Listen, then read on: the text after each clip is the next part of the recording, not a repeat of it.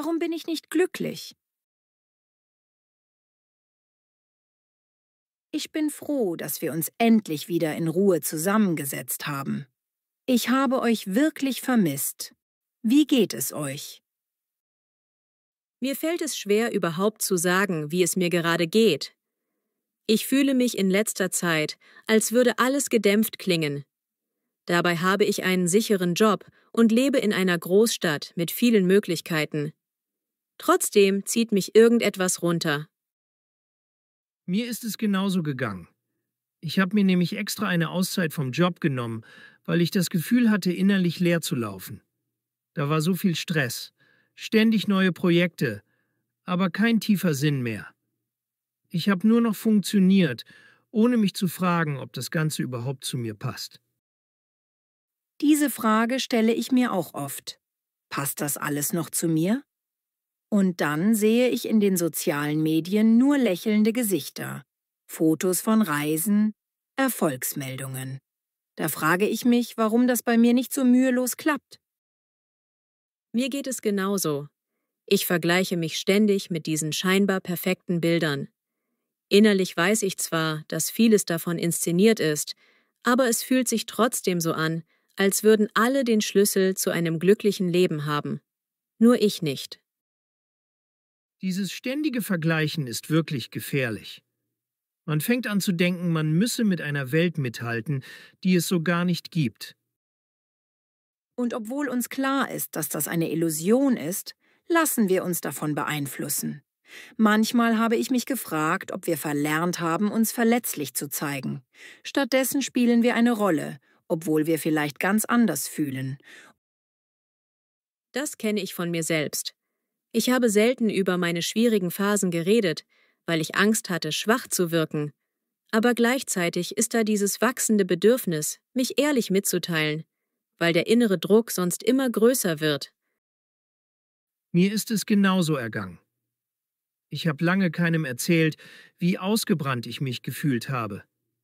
Immerhin habe ich als erfolgreich, zielstrebig und immer topfit gegolten. Dass ich an einen Punkt gekommen bin, an dem ich einfach nicht mehr konnte, habe ich erst gemerkt, als ich schon fast zusammengebrochen bin. Und jetzt sitzen wir hier und stellen fest, dass wir alle ähnliche Gefühle haben. Vielleicht sollten wir uns das öfter trauen, statt uns so zu verstecken. Hast du dich in deiner Auszeit speziell mit Sinnfragen beschäftigt? Oder mit diesen ganzen Glückstheorien, die man oft hört? Ja, aber ich war vorsichtig, mich nicht in endlosen Ratgebern zu verlieren. Dennoch hat mich Viktor Frankl beeindruckt. Er hat geschrieben, dass der Mensch sogar in extremsten Situationen noch Sinn finden kann. Das war harte Kost. Aber es hat mir gezeigt, dass ich meine Probleme ernst nehmen darf, ohne sie zu dramatisieren. Ich habe schon von Frankl gehört, mich aber nie rangetraut. Ich hatte immer Bedenken, dass alles, was ich als Problem empfinde, im Vergleich zu seinen Erfahrungen lächerlich wirkt. Dabei geht es ihm eher darum, dass jeder Mensch in seinem eigenen Umfeld einen Grund finden kann, morgens aufzustehen. Es geht nicht darum, dass meine Probleme weniger wert sind, nur weil andere Schlimmeres erlebt haben. Manchmal helfen solche Gedanken, manchmal fühlen sie sich aber auch wie ein zusätzlicher Druck an. Ich habe zum Beispiel eine Zeit lang Dankbarkeitslisten geführt. Das kam mir erst total albern vor, aber es hat mir geholfen, mehr auf kleine positive Augenblicke zu achten. Das klingt interessant. Vielleicht könnte mir das gut tun, weil ich oft an solchen kleinen Momenten vorübergehe, ohne sie wahrzunehmen. Mich haben eher direkte Gespräche und ein paar Therapiesitzungen weitergebracht. Ich habe erst lernen müssen, mich schwach fühlen zu dürfen, ohne mich dafür zu verurteilen. Genau dieser innere Richter macht uns doch oft das Leben schwer. Wir denken, wir müssten immer perfekt funktionieren. Dabei sind es oft unsere Schwächen, die zeigen, wo wir wirklich stehen und was wir brauchen. Das sage ich mir auch ständig. Aber ich bin eben so erzogen worden. Nicht jammern, weitermachen. In letzter Zeit hat mich das so erdrückt, dass ich gemerkt habe, wie sehr ich mich selbst isoliere. Und trotzdem spürst du ja jetzt, dass dieser Austausch dich entlasten kann. Wir haben uns hier getroffen, reden offen, und das fühlt sich für mich schon viel echter an, als wenn jeder nur seine Fassade zeigen würde. Wenn wir uns verletzlich zeigen, müssen wir keine Masken mehr aufrechterhalten. Ich glaube, in solchen Momenten entsteht echte Nähe. Es ist nur schade, dass wir im Alltag oft genau das vergessen. Wir sind so sehr an unsere Schutzmechanismen gewöhnt, dass wir nicht merken, wie sehr wir uns dadurch von anderen entfernen.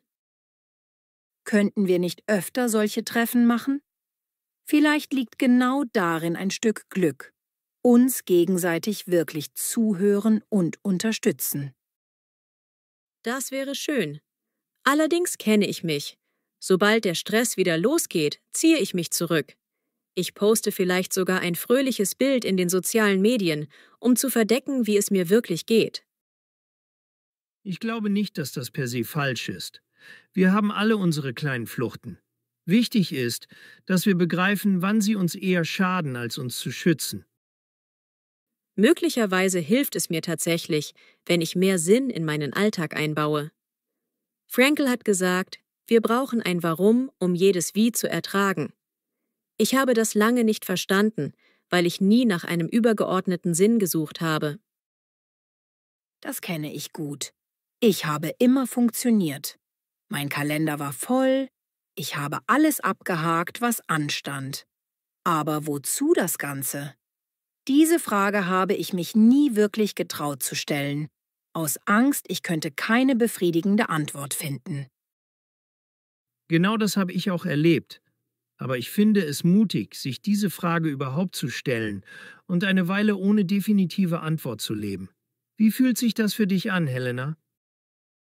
Zwiespältig. Einerseits macht es mir Angst, andererseits spüre ich eine Erleichterung, weil ich endlich aufhören kann, so zu tun, als wäre alles perfekt. Vielleicht ist das unser Startpunkt. Wir geben zu, dass wir nicht auf alles eine Antwort haben. Und wir erlauben uns, auch unsicher zu sein. Das klingt nur logisch. Ich habe gedacht, es sei schwach, solche Fragen zuzulassen. Jetzt sehe ich, dass es umgekehrt ist. Genau darin liegt unsere Stärke. Das berührt mich mehr, als ich dachte. Plötzlich fühle ich, dass ich nicht allein bin mit meinen Zweifeln. Und das nimmt mir viel von meiner Scham. Und wir erkennen, wie wichtig echte Verbindungen sind. Keine Klicks oder Likes, sondern echtes Interesse, echte Gespräche. Ich frage mich, ob uns diese Scheinwelt im Netz zu oft vorgaukelt. Wir müssten dauernd erfolgreich wirken. Wir verbringen so viel Zeit online und vergessen, wie sehr uns ein ehrliches „Wie geht's dir wirklich?" helfen kann. Das lernen wir nicht durch Hochglanzbilder, sondern durch Dialoge wie diesen. Vielleicht brauchen wir weniger Selbstoptimierung und mehr Miteinander. Ich war immer skeptisch, wenn Leute davon geredet haben, aber jetzt sehe ich, was für einen Unterschied es macht, offen über Ängste und Zweifel zu reden. Und jeder von uns kann etwas beisteuern. Helena hat ihre Pflanzen, Clara ihre Dankbarkeitslisten, ich habe meine Erfahrungen mit Therapie. Das ergänzt sich doch. Wie wäre es, wenn wir uns eine kleine Liste machen mit Dingen, die uns helfen können, falls wir wieder in ein Loch rutschen? Einverstanden. Auch wenn ich nicht so viel von Listen halte, kann das vielleicht eine gute Erinnerung sein, was uns gerade wichtig ist. Also erstens Ehrlichkeit. Wir gestehen einander zu, dass es uns schlecht geht, ohne uns zu schämen. Und wir sagen es den anderen auch offen. Zweitens. Ab und zu eine bewusste Pause von Social Media. Einfach mal nicht scrollen und stattdessen etwas tun, das uns wirklich Freude bringt. Drittens. Eine Aktivität, die uns lebendig fühlen lässt. Bei mir ist es das Gärtnern, bei jemand anderem vielleicht Musik machen oder ein Ehrenamt. Hauptsache, man fühlt sich wirklich verbunden. Viertens, der Gedanke an professionelle Hilfe, wenn wir alleine nicht weiterkommen. Therapie oder Beratung ist kein Zeichen von Schwäche, sondern von Mut. Und fünftens. Dankbarkeit oder positive Rückschau. Einmal am Tag aufschreiben, was gut war. Das kann klein sein, aber es hilft, den Fokus zu ändern. So weit, so gut. Ich merke eine kleine innere Stimme, die sagt, hältst du das überhaupt durch? Aber vielleicht geht es gar nicht darum, perfekt zu sein, sondern überhaupt etwas zu probieren. Genau. Es ist wie mit deinen Pflanzen. Sie brauchen regelmäßig Wasser und Pflege. Und unsere Seele genauso. Und wenn du mal einen Tag nichts davon schaffst, ist das kein Drama. Wir erinnern uns einfach gegenseitig daran, weiterzumachen. Ich habe beim Aufschreiben ein Gefühl von, wir sind zusammen auf diesem Weg. Das macht es leichter, als wenn ich denke, ich müsse alles alleine schaffen. Genau darum geht's. Wir sind keine Inseln. Diese Liste ist nur eine Stütze, um uns an das zu erinnern, was uns wirklich gut tut. Wenn ich ehrlich bin, sehe ich erst jetzt richtig, wie wir uns alle weiterentwickeln. Helena traut sich, ihre Zweifel offenzulegen, du, Lukas, hast Pausen zugelassen und ich selbst merke, dass ich meine Unruhe genauer hinterfragen möchte, statt sie zu verdrängen. Und dadurch wächst mein Verständnis von Glück. Es ist nicht mehr dieses ideale Ziel, das wir nie erreichen, sondern kann sich in diesen Momenten echter Nähe zeigen. Da fällt mir ein, dass es auch in dieser berühmten Harvard-Studie um Glück vor allem um Beziehungen ging. Also darum, wie eng und verlässlich unsere Bindungen sind. Genau. Wir hätten uns viel Einsamkeit ersparen können, wenn wir eher gemerkt hätten, dass wir alle ähnlich kämpfen. Ich habe mich so oft geschämt und dachte, ich stehe allein da mit meiner Unzufriedenheit.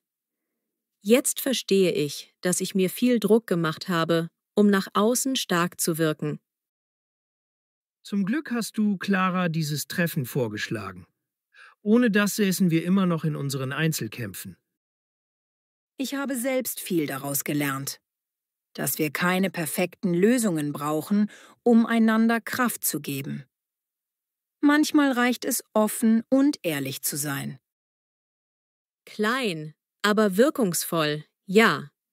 Unsere Liste, die Gespräche, die Idee, uns bei Bedarf anzurufen, wenn es schwierig wird. Ich glaube, das gibt mir mehr Halt, als ich erwartet habe. Und wenn wir irgendwann auf diese Phase zurückblicken, sehen wir vielleicht, dass genau diese Offenheit der Schlüssel war. Nicht die glänzenden Fassaden, sondern das Eingeständnis, dass wir nicht immer stark sind. Hoffentlich. Ich bin jedenfalls erleichtert. Seit wir hier sitzen und reden, habe ich das Gefühl, dass sich der Druck in mir auflöst. Mir geht es genauso. Ich habe nie gedacht, dass ich mich so schnell so viel wohler fühle, nur weil wir offen reden. Aber jetzt sehe ich, was für eine Kraft darin liegt. Dann lasst uns das festhalten. Wir stehen füreinander ein, wenn einer von uns in den alten Trott zurückfällt. Abgemacht? Unbedingt. Ich danke euch. Ich danke euch beiden auch. Wir haben heute etwas Wichtiges verstanden. Wir müssen nicht perfekt sein, um einander wirklich nah zu sein.